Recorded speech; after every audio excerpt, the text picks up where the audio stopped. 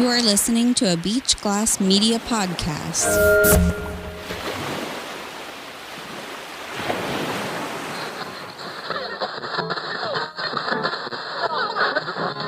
Terrible news here in America this past week. On September 24th, a level-headed gun rights toting individual, for absolutely no reason at all, shot up an immigration and customs enforcement facility in Dallas, Texas. The shooter killed one illegal migrant, injured two others, and then, in the most sane manner imaginable, the shooter turned the gun on himself, pulled the trigger, and ended his own life. Sources say that was not the most orthodox way to eliminate a mass shooter, but analysts confirm it was effective. Investigations are still underway on what the motives were for this heinous act. We don't know if he was a right-wing lunatic or a left-wing lunatic. We only know that on his bullet casings, he wrote on there, anti-ice. Experts believe he was against frozen water. Another national tragedy this past month, of course, Charlie Kirk, a leader in the conservative movement, was assassinated, also by a level-headed gun rights toting individual. According to political expert Jimmy Kimmel, the assassin was a MAGA Trump supporter, which makes sense because engraved on the bullet casings were phrases like, "Hey fascist, catch," which we all know is a common phrase President Donald Trump likes to parade around. That's right. Literally every second of every day, Trump calls people he disagrees with fascists. Literally. Another bullet casing from the Charlie Kirk assassin read, "Bella ciao, bella ciao, bella ciao, ciao, ciao," which we all know is literally Italian for "I love MAGA," literally. And another bullet casing literally read, "If you read this, you are gay, LMAO." Literally. Another phrase popular with the MAGA crowd. Literally. Sounds like a nice young man, this Charlie Kirk assassin. Some say in social settings he was the life of the party.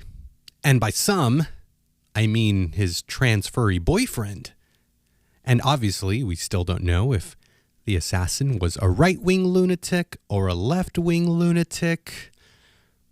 Literally. In some older news, last month, in late August, we also witnessed another tragic shooting. And no, I'm not talking about the recent shooting at the Mormon Church in Michigan. No, I'm talking about the Annunciation Catholic Church shooting. Just so we don't get our church shootings mixed up. That's right, folks. This time, the shooter targeted a Catholic church with school children inside. Yes, this level-headed gun rights toting individual, for absolutely no reason at all, shot up a church. And fun fact, this man in particular had recently changed his name from Robert Westman to, I'm not even making this up, Robin Westman. Yeah, you heard that right. A more girly name. And obviously, experts still don't know if this Robin he-she character, who ended up killing two praying Catholic school children, was a right-wing lunatic or a left-wing lunatic. Literally. But going back in time to the month of July, we learned that some other level-headed gun rights toting individual shot and killed two Democrat lawmakers and their spouses in Minnesota for no reason at all. And no, it's not the same Catholic church shooter, if that's what you were wondering. However, to be fair, since we do honest reporting here at Faith and Politics, we actually don't know if this particular murderer was a right-wing lunatic or a left-wing lunatic, because on one hand, this man did have a Christian past, but on the other hand, a not-so-Christian past. What do I mean, you ask? Well, at some point in this particular person's voter history, the shooter was registered as a Republican. However, after the shooting, in his car, police found No Kings protest signs. I wonder who could break this tie. Maybe Jimmy Kimmel? Anyway, in more recent news, in late September, the level-headed gun rights-toting individual Ryan Ruth, the would-be assassin of Donald Trump who was found hiding along the side of a golf course, was tried in court this past week and ultimately found guilty of attempting to assassinate the leading candidate for president of the United States back in September of 2024. What did this level-headed gun rights-toting individual do once he was found guilty by the jury of his peers? Well, what any other level-headed gun rights-toting individual would do. He began to stab himself in the neck with a pen. Literally, not figuratively, I swear. Not even joking. But what I am joking about, super literally now, is that we have absolutely, positively no idea if Ryan Ruth, this would-be assassin of Donald Trump that got caught, was either a right-wing lunatic or a left-wing lunatic. The only clear-cut evidence we have about this fine gentleman is that when he was questioned about who he believed to be rightfully the president of the United States, Ryan Ruth proclaimed, "Kamala Harris is my president."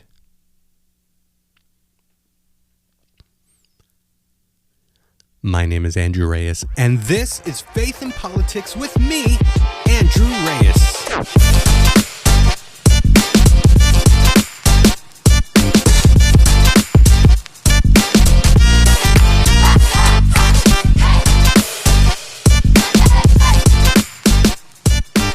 All right, welcome back to the podcast. My goodness, I can't believe it's been 3 months since the previous episode, but please believe me when I say that I really wanted to pontificate on all the current events that occurred these past 3 months, but you know what? Maybe I'll do that sometime in the future, but not today. No, today we're going to talk about Charlie Kirk. We're going to talk about Martin Luther King Jr., and we're going to talk about my mom. Really? Yes, really. And I promise it will all tie together somehow. But first, thank you for listening to this podcast. Please make sure to subscribe or follow the podcast wherever you're listening. May it be Spotify, Apple, or YouTube. Please subscribe. Spotify listeners, please give the show some love with a 5-star review and also comment. I would love to hear your comments about this podcast. You can also send me a line at faithandpoliticsandrew@gmail.com. And lastly, please follow the podcast page on Instagram, where I enjoy posting occasional satirical headlines just for fun. All right, here it is, episode 18, Charlie Kirk, MLK, and my mom.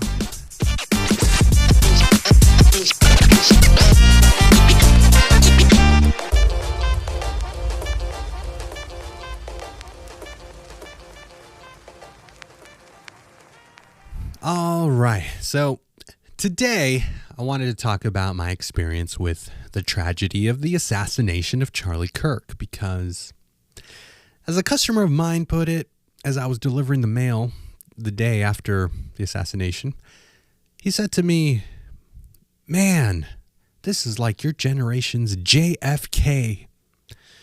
And I thought, yeah, I guess it kind of is to a certain extent. I mean, there's like a lot of conspiracy theories surrounding that event, but my thoughts were that I originally thought that this assassination was closer to the assassination of Martin Luther King Jr.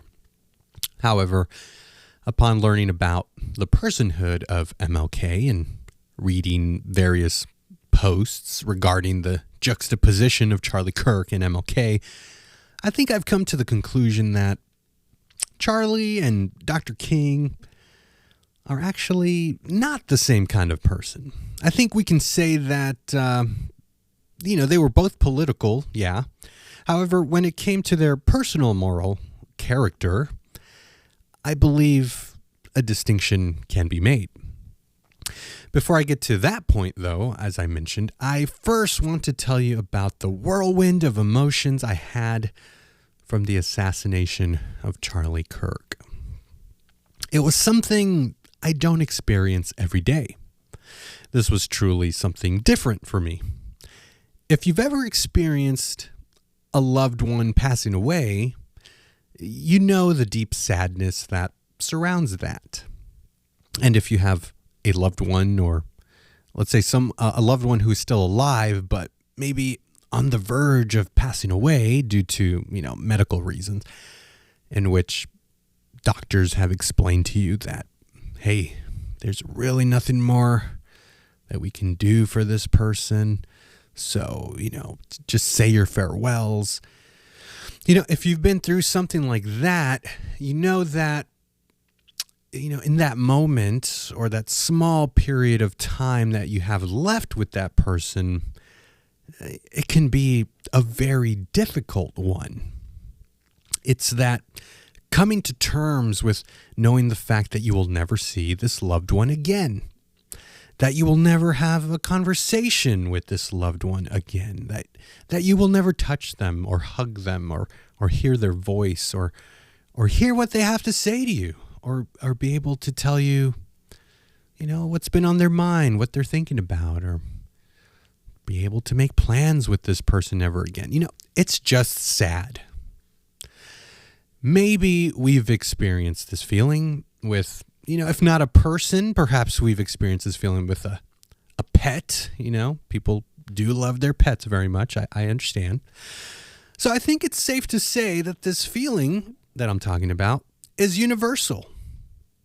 Well, with Charlie Kirk, for some odd reason, I felt that same way. And I grappled with why I felt this way. And I think I figured it out. It was my day off of work, and my group chat with my coworkers started blowing up that afternoon. An article was sent to me, and it simply stated, Charlie Kirk shot at university event. And at that moment in time, I honestly thought, oh no, I can't believe it. That's horrible. I thought, man, that sucks. I hope he bounces back from this, thinking it was like, a shot to the shoulder or the arm or something like that. Then I watched the video, the one that went viral. It was a kind of fuzzy, far away video of the shooting. And I was then even more horrified. I couldn't believe what I was watching. It was Charlie Kirk. He was doing the thing he was most known for. Setting up a pop-up tent, setting up some cameras, setting up a couple of microphones, and inviting anyone on college campus to have a conversation with him. Charlie Kirk was good at speaking, which is why I enjoyed his content. I wish I had his skills and chops, to be honest. May it be a question he was asked. May it have been a back and forth argument. Charlie was good at it. No doubt.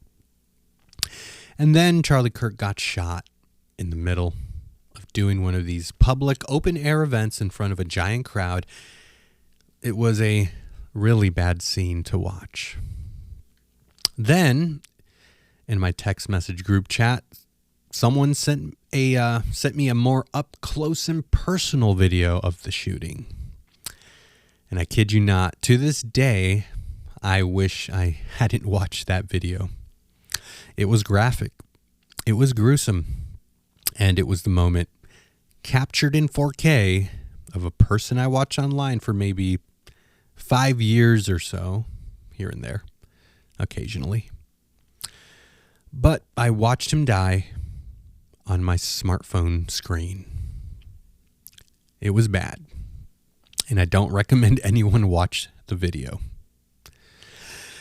I knew who Charlie Kirk was because of his content that would go viral on social media or YouTube, because he simply would talk to anybody who would want to talk to him.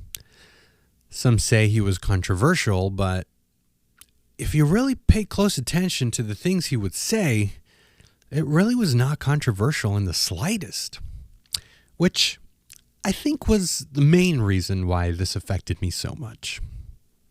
For the first time ever, I found myself praying for a social media figure. As in somebody I know through videos, but not in person, like I would, say, a friend or a family member or a church member. I actually started to pray, asking God to do a miracle for Charlie. Why did I do that? Well, first, because I believe in intercessory prayer, meaning we can go to God in prayer, asking for a request to come true in simple terms.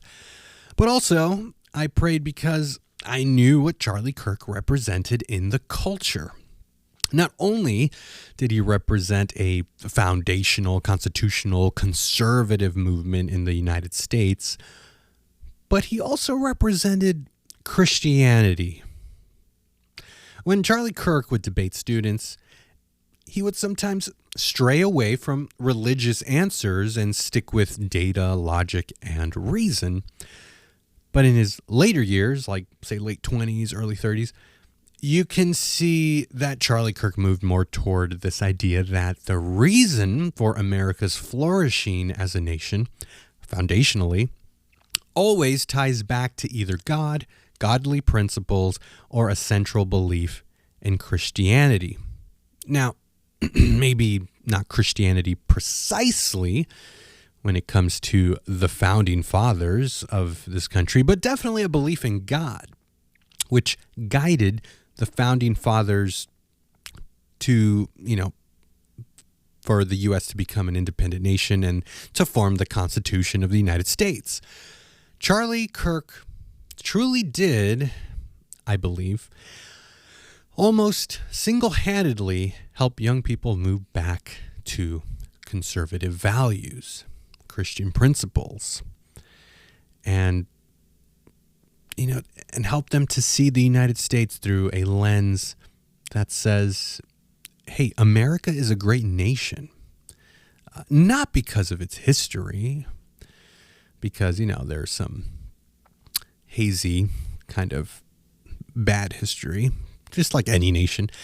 But because, we know America isn't perfect, but America is a great nation when compared to many others because of the freedoms and liberties that you have here. And the only way to lose those freedoms is, well, if you reject the idea of God being at the center of it. I will say this. I do think Charlie Kirk helped Donald Trump win the 2024 presidential election when it came to young voters, which I'm just going to straight out say, and I think it's no secret, if the other candidate would have won, Kamala Harris, we would be, I think, in a way different America today. And by different, I mean hellish. But I digress. That's an opinion that can be explained on another podcast episode. Anyway, Charlie Kirk did not go to college, yet he would argue with college professors, and Charlie would sometimes be more knowledgeable than them in certain cases. Charlie believed education was important, but he would also say that college is a scam because the money you spend in college doesn't really grant you a proper education in a classical sense, I think. His idea was you're paying all this money to college, you're just getting churned into a liberal woke leftist that believes America is a terrible, evil place with systemic problems that oppresses people. Unless a Democrat politician holds office, of course, then America is the ultimate utopia. Now, I'm being a little facetious, of course. But overall, if you were to just watch, say, just 1 hour of Charlie Kirk interacting with college students, you would come to find out that Charlie Kirk was a breath of fresh air, that he was simply a good, normal guy. Sure, he was sharp-tongued and quick-witted at times, but you kind of have to be if you're going to be going up against a group of people who argue based on feelings and emotions. Not to say that feelings and emotions are bad. I'm just saying they're not really good ways to make arguments. You have to have answers to combat bad ideas bluntly in order to make the point without being pummeled with subjective feelings.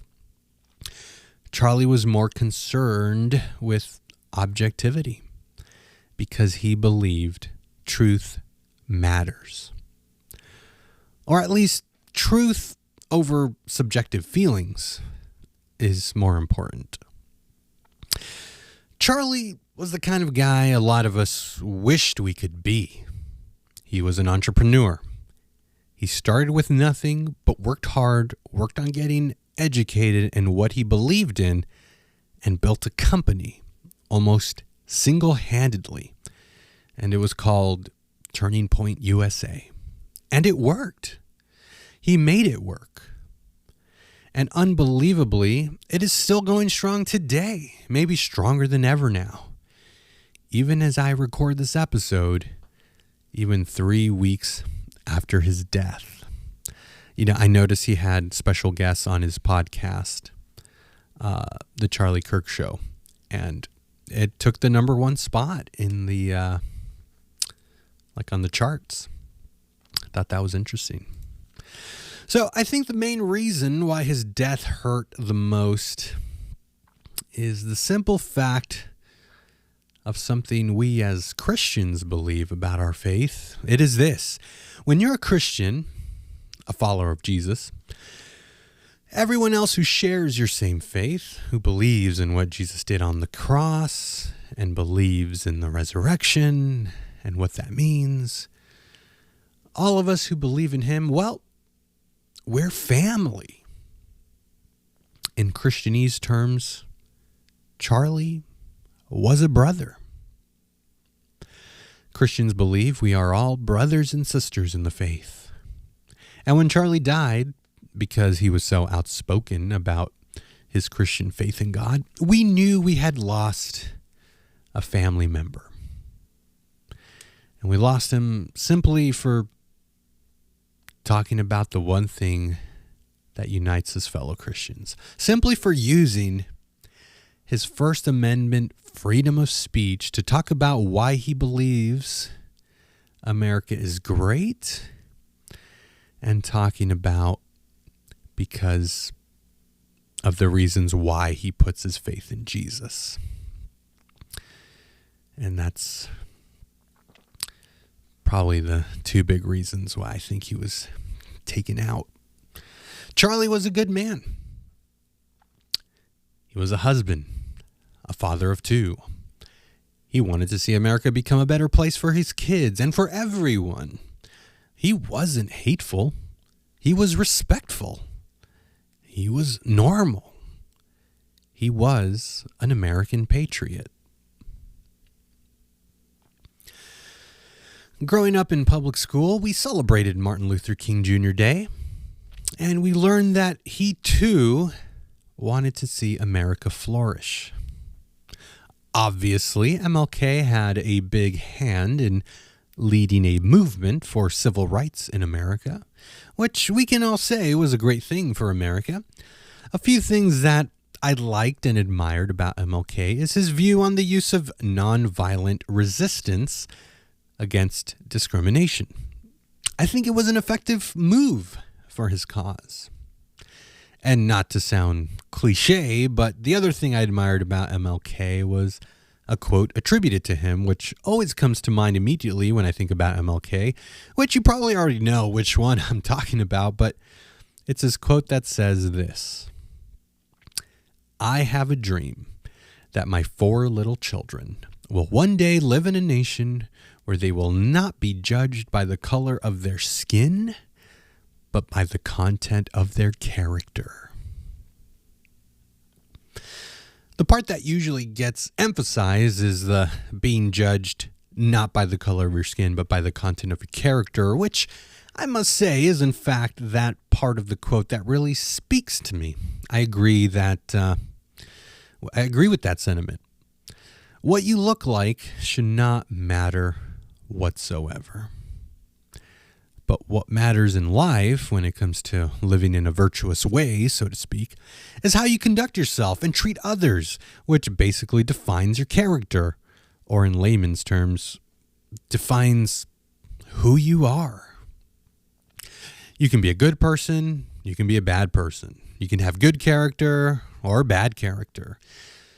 And I believe doing what's right may not always be the easiest road to take, but I do believe it makes for a better society, or at least makes you a better person and a more tolerable person, to say the least. So, are MLK and Charlie Kirk similar in some ways? Sure. They were both political? Sure. They both wanted to see their country become better. They were both assassinated simply for exercising their freedom of speech. All this is true. But MLK, sad to say, wasn't truly a saint. MLK had his flaws, some which, we don't learn about in public school. But, MLK, he was known to be a womanizer. He liked the ladies a little too much, There was also a memo found that described MLK witnessing a rape. And he encouraged the attacker to continue. So, he had some moral flaws, some might say. Now, as much as I condemn certain acts by MLK, I don't believe that any of those moral flaws of his are in any way justifiable reasons for him to be assassinated. Not at all. I may not agree with MLK's political views, which, honestly, after learning more about his actual political views, I can honestly say I don't agree with most of his political views. However, I think we can all agree that there are certain aspects of Dr. King's involvement in American politics that were good. Like the idea of judging people by the content of the character, not by their skin color. And, I believe that to be an important value for American society.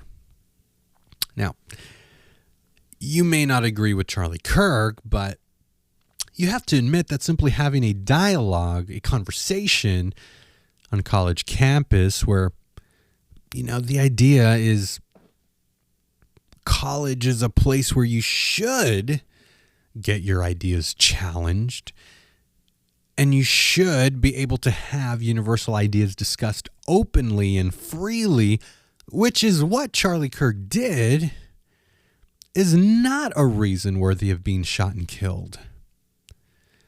Same with MLK. I may not agree 100% with MLK, but I can find some common ground with some of the things he advocated for, and we should be able to speak freely about those ideas. G.K. Chesterton has a quote that I like, and it says, "There is a thought that stops thought. That is the only thought that ought to be stopped." What does that mean? What it means to me in the context of Charlie Kirk is that what that shooter did, essentially, was that he didn't like what Charlie had to say. He didn't like Charlie's thoughts. So the shooter's thoughts were to stop Charlie's thoughts by killing him. And that is the only thought that should be stopped when it becomes violent. It's like saying you're killing someone because you disagree with what they are saying, which is the absolute lowest and obviously lethal form of censorship. Society can't be free if you don't have freedom of speech. And if you're afraid to speak your mind or to hold an opinion different from someone else, then are you really free? Now, I want to bring this podcast episode to a close soon because I really don't like going longer than 30 minutes on this podcast. And today the format is a little different, where I usually talk about a faith topic first and then a political topic after. But since the assassination of Charlie Kirk was so impactful, I wanted this episode to be a little different. Kind of like my marriage episode I did a while back.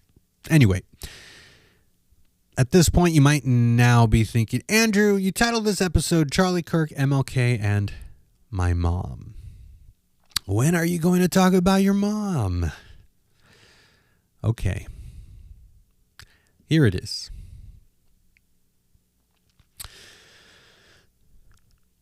My mom passed away in 2020, 5 years ago. And it was a devastating event in my life. For obvious reasons. I loved my mom, and I still love her. I still think about her. And if I'm being brutally honest, what scares me the most about my mom passing away is this idea that I could forget her. Don't get me wrong, I don't want to forget her. But sometimes I go maybe weeks without thinking about my mom. And it's almost like a guilt feeling. Almost like someone saying to me, how dare you forget about your mom? Now I'm picturing Greta Thunberg saying, how dare you? Ew. Anyway. Well, the last moments or image that I have of my mom being alive was when she was in the hospital. She had tubes in her mouth, needles stuck in her hand, and who knows what other monitoring medical equipment attached to her. I hated seeing her like that. I absolutely hated it. Because that's not who my mom is to me. My mom is not who she was in her last moments of life. My mom was beyond those final moments. My mom is the love she gave to me as a child. She is the love she showed to my kids. She is that sometimes silly person she would be with my siblings and I. She was the woman who prayed over us throughout the day. I wish she was still here. I really do. But I know she's in a better place now. Pain-free. And I'm so thankful that I still have the memories of my mom. And I will never let that go. America lost Charlie Kirk. But seeing the outpouring of love toward him, his family, and his company, Turning Point USA, gives me hope that what he started is not over. Also, watching Charlie Kirk videos online kind of feels like he still lives on in a certain sense. Now, what I'm not going to do on this episode is go on talking about all the controversial talking points that social media seemed to be consumed with after the assassination, which was basically all the conspiracy theory talk about what happened that day or who was involved and how it was immediately politicized by the left, and then hearing Charlie be slandered by Jimmy Kimmel and radical Democrats. I don't want to focus on that because, well, it shouldn't be surprising that leftists respond without a heart at the death of a beloved figure. I mean, this thought just occurred to me. When Jesus was being crucified, he was mocked by his opponents. You know, they gave him a crown of thorns and wrote a sign above him saying, "Here is the King of the Jews." So let's be real. We shouldn't be surprised that leftists respond in such ugly ways because it's kind of in their nature to be that way towards the things that they hate. They believe speech is violence and that violence is speech. So seeing Charlie murdered was merely a political win for them. They don't see a person being killed. They see something totally different. But anyway, I also do not want to talk in depth about the Charlie Kirk memorial that was done in his honor, except with the fact that I thought it was beautifully done, and it was amazing to see basically the Trump administration deliver some impressive speeches about Charlie, which honestly gave the memorial service kind of a patriotic feel, filled with hope, that it basically made a strong statement as if to say, you may have killed this young man and his passion for truth, but just because this man is gone here on earth, his movement is only beginning and going to be stronger than ever, which really is a message of hope. And seeing many of the politicians that gave speeches proclaim the gospel message of Jesus, that was quite a sight to behold, I must say. Anyway, go watch it. It's long, but you can fast forward and find all the good parts online. But as a Christian, going back to losing loved ones now, we have faith and hope that when loved ones pass away, they're only gone for a moment. And when it's our turn to pass away from this life, we will see our loved ones once again in heaven. My mom put her faith in Jesus. Charlie Kirk put his faith in Jesus. And the Bible teaches if you put your faith in Jesus and trust in him, you will have eternal life. And that is because of God's grace through faith. It's not something we earned. It's not something that we have to work hard to achieve. No, it's just the free gift of God, paid by the blood of Jesus. And like Charlie Kirk said, if Genesis 1:1 is true, and if the resurrection of Jesus Christ is true, then everything else in between those two events in the Bible can be true. And if Jesus' resurrection is true, and all the evidence suggests that it is, and the evidence suggests that Jesus is reliable, then that gives me faith to believe we as believers will also resurrect after we die and be with Jesus in eternity. And I believe I will see my mom again. And that is the hope of the world. And where there's hope, there is freedom. Which is almost poetic that Charlie Kirk, on the day he was assassinated, was wearing a shirt that simply read, "Freedom." And that will conclude episode 18. God bless America. And don't forget, keep up the faith. Question you asked me is, yes, before I go on a college campus, my prayer is very simple. God, use me for your will. Amen. Because there's a plan above us all. God is sovereign above all. The capacity and ability of our agency or action is very debatable. So what is God's plan when I go on a college campus? I just believe I will only tell truth. I will not compromise. And I'll love on the lost. All I care about is what I do.